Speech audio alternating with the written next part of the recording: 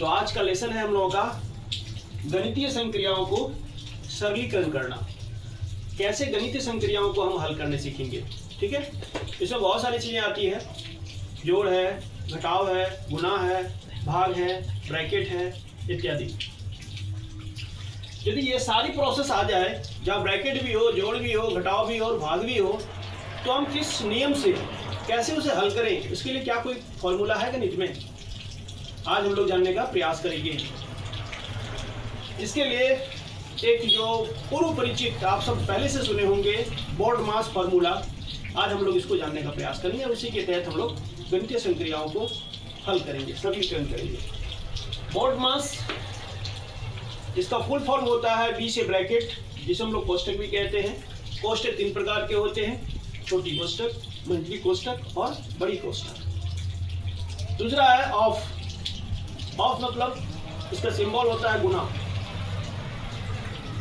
उसके बाद टी आया, टी का मतलब डिवीजन, डिवीजन मतलब भाग। डिवीजन हम क्या कहते हैं, भाग करना, नहीं। उसके बाद एम आता है बोर्ड-मास में, DOD, फिर आता है एम। एम का मतलब है मल्टीप्लीकेशन, मतलब गणितीय संक्रिया में इसे गुना कहेंगे, ठीक है। फिर है ए मतलब एडिशन, जोड़, और सबसे लास्ट में आता है एस, सब्सट्रैक्शन, जिसे गणितीय संक्रियाओं में घटाव कहते हैं।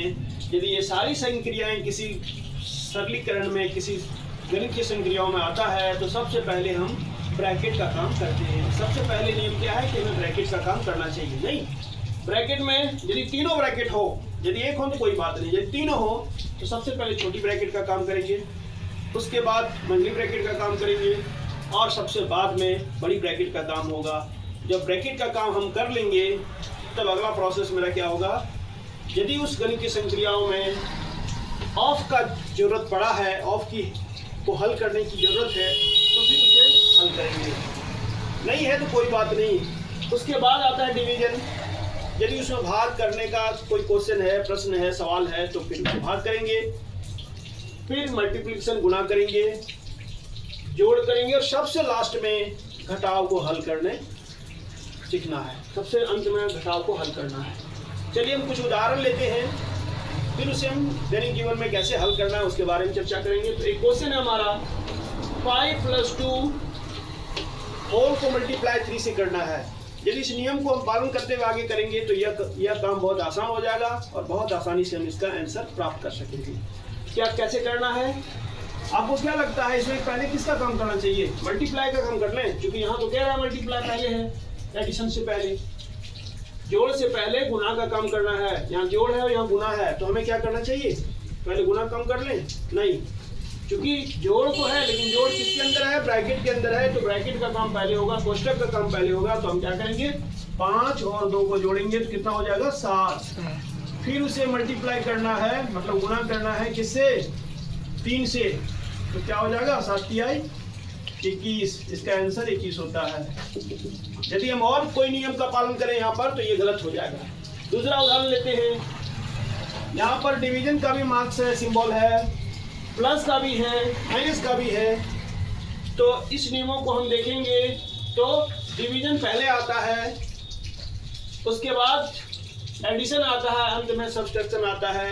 लेकिन चूंकि ये ब्रैकेट में है, बॉक्स में है, तो हम क्या करेंगे, बॉक्स का काम करेंगे। तो 14 और 19 ये दोनों जोड़ देंगे, कितना हो जाएगा, 9 और 4 13 के 3, हाथ में कितना रहा, 1 और 1 2, और हाथ में कितना था, 3, तो हो गया ये 33।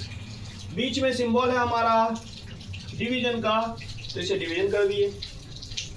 अब क्या करना है, बॉक्स का काम करेंगे, तो 13 में 2 घट जाएगा, अब कितना बचेगा, 11।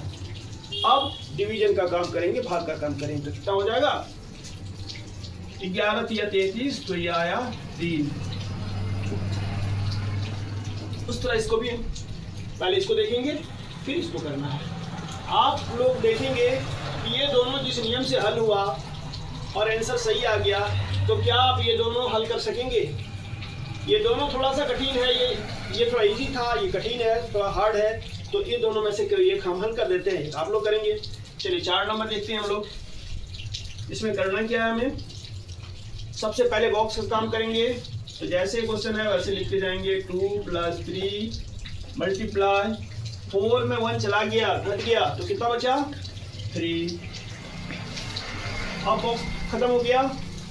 अब ये दोनों में से पहले किसका काम होगा, मल्टीप्लाई का 3 × 3 = 2 हो जाएगा 9। फिर यहाँ +2 है, +2 लिख दिए। अब एडिशन का काम होगा, 9 और 2 कितना हो गया 11। इस तरह से इसे हल करने सीखेंगे तो जीवन में हमें कोई कठिनाई नहीं होगी, बहुत आसानी से बड़ा इजी वे में हम इसे हल करने सक जाएंगे। ठीक है, तो आज के लिए